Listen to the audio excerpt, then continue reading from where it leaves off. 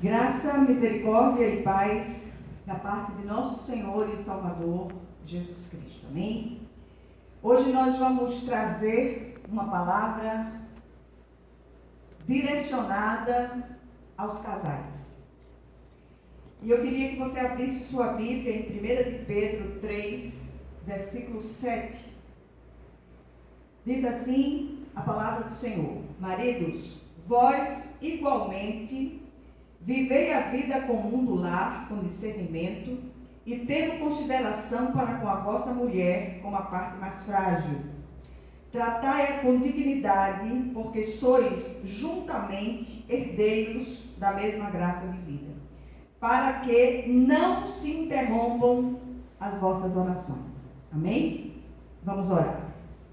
Senhor nosso Deus e nosso Pai, nós rogamos a Ti que o Senhor abra os olhos do entendimento de todos os casais que ouvem essa palavra, para que entendam aquilo que o Senhor deseja ministrar aos corações e que o Senhor possa derramar a vitória tão esperada na vida de tantos. Que o Teu nome em tudo, Senhor, seja glorificado, em nome de Jesus. Amém.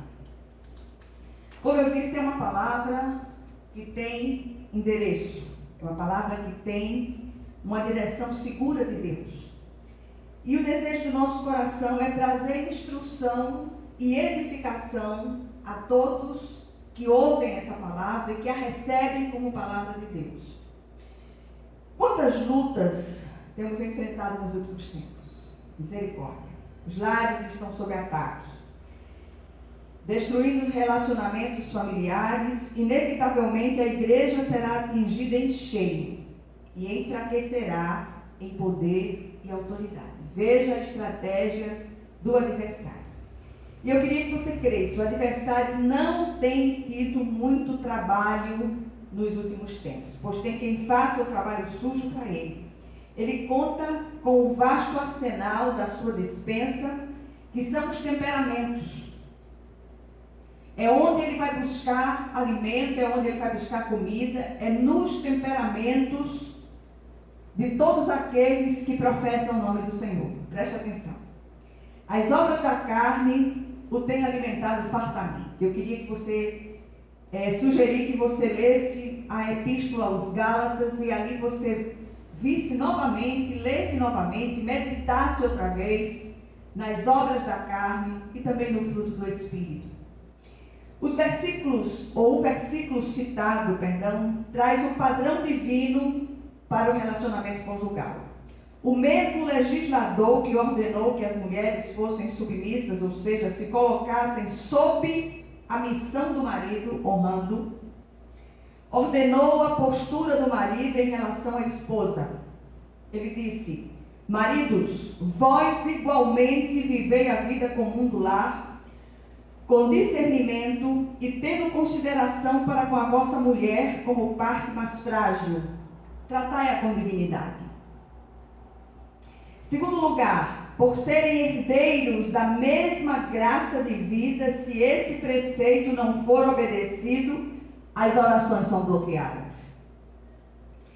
Porque sois juntamente herdeiros da mesma graça de vida, para que não se interrompam as vossas orações.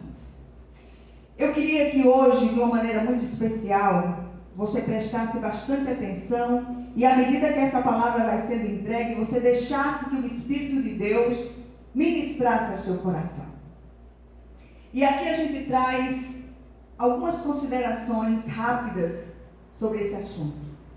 Primeiro, a ordenança da submissão da mulher tem sido extremamente mal compreendida e mal interpretada em tempos pós-modernos. Em nenhum momento o Senhor sugere um jugo opressor nesse relacionamento, mas uma parceria, tendo o homem como líder. Até porque essa relação é uma espécie de data show usada por Deus para mostrar, apresentar, representar o relacionamento de Cristo, o marido, e a igreja, a esposa. Então é muito difícil falar sobre essas coisas espirituais para aqueles que estão lá fora. Se quando nós falamos dentro dos guetos cristãos, já é difícil as pessoas compreenderem.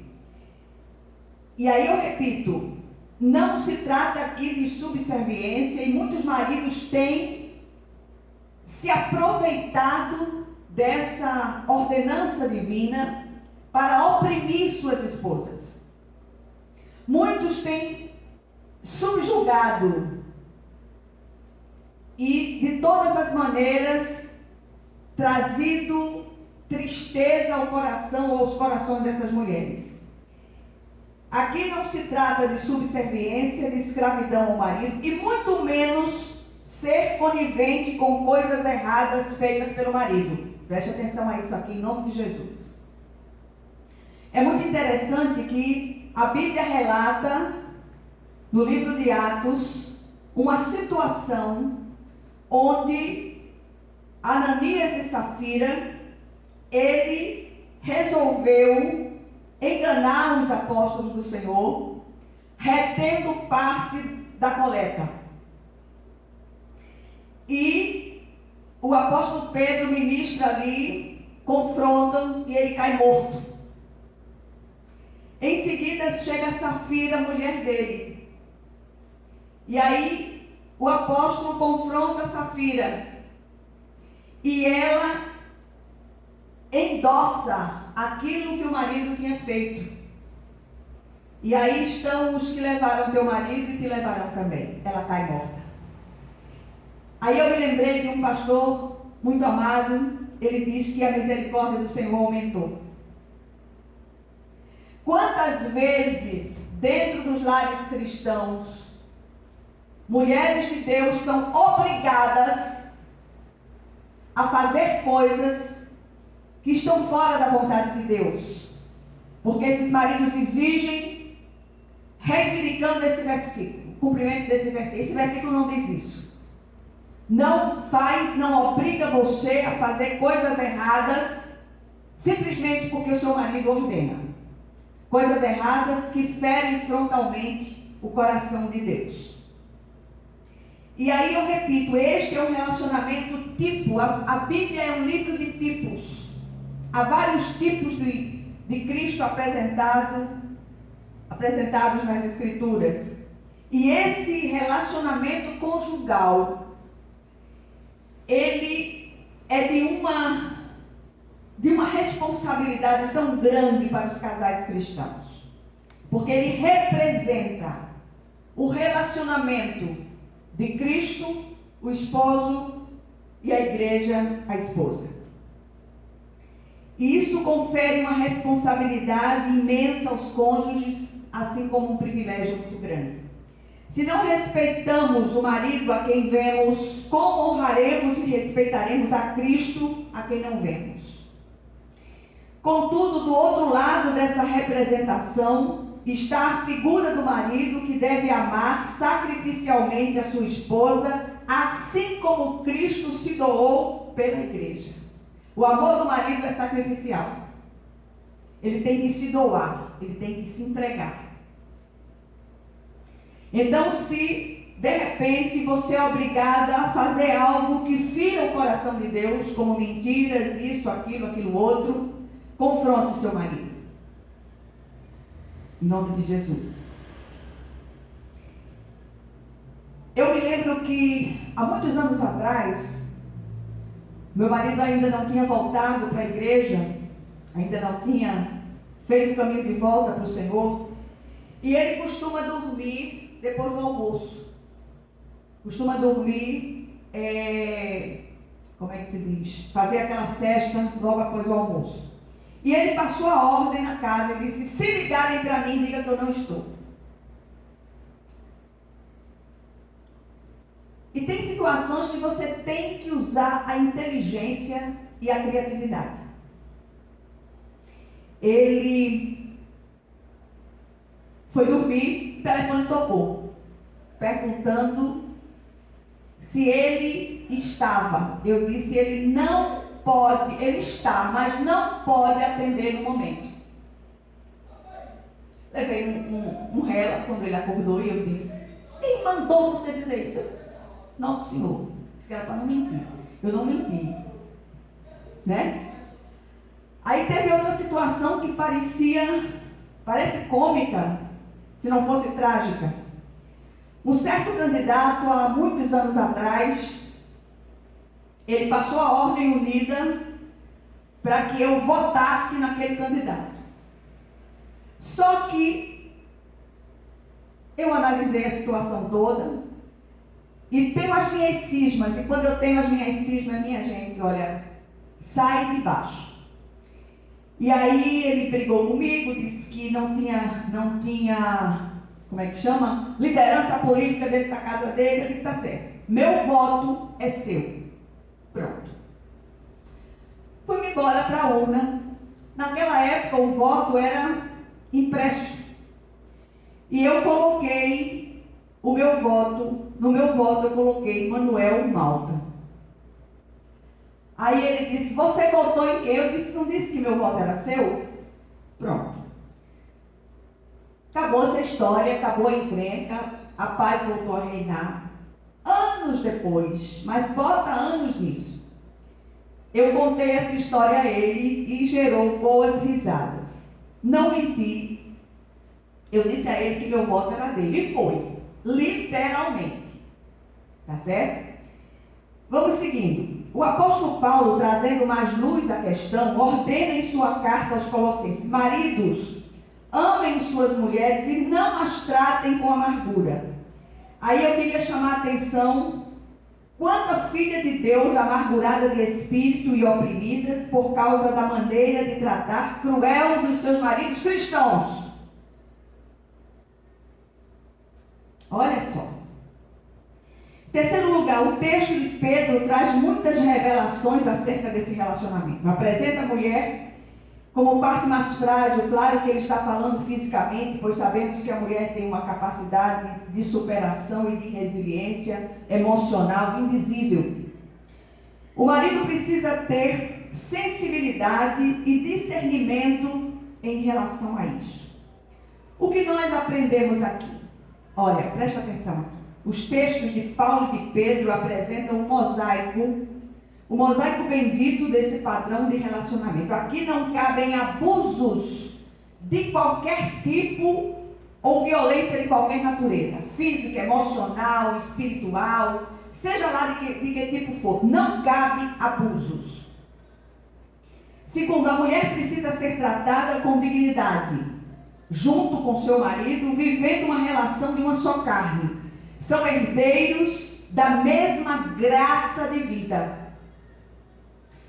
E creio firmemente, em terceiro lugar, que podem ser também herdeiros da mesma desgraça de vida, caso não haja cumprimento das ordenanças recebidas. Quanta vida literalmente desgraçada de muitos que se dizem cristãos. E aí vem o quarto e último ponto, a quarta e última lição, vem o mais grave. Ordenança infringida, promessa confiscada. Ou seja, se o marido não cumpre a sua parte como líder da relação, as orações serão interrompidas. E aí não adianta se queixar de Deus, mas dos próprios atos insanos. Orações interrompidas, pode estar faltando unidade entre cônjuges. Por que essa palavra hoje, num culto de causas impossíveis, naquele dia em que nós paramos para orar por situações que fogem ao nosso entendimento, estão fora das nossas possibilidades? Esta causa aqui está dentro das nossas possibilidades. Se você é um cristão, se você é uma cristã, preste atenção àquilo que é dito na palavra de Deus em relação ao seu relacionamento. Isso é sério demais. E vamos clamar ao Senhor para que Ele ilumine os olhos do entendimento, para que nós possamos compreender aquilo que o Senhor fala conosco no dia de hoje. Senhor nosso Deus e nosso Pai Celestial, eis aqui, Senhor, as nossas causas impossíveis. Apresento diante de Ti, Senhor, os casais em litígio, as mulheres amarguradas de espírito, as mulheres que têm entristecido e definhado, murchado, enquanto servas de Deus que precisavam estar sempre prontas para Te glorificar. Pai querido, recebe as nossas impossibilidades, restaura os relacionamentos conjugais, visita os lares com a Tua unção, com a Tua graça, com o Teu bálsamo do céu, Senhor.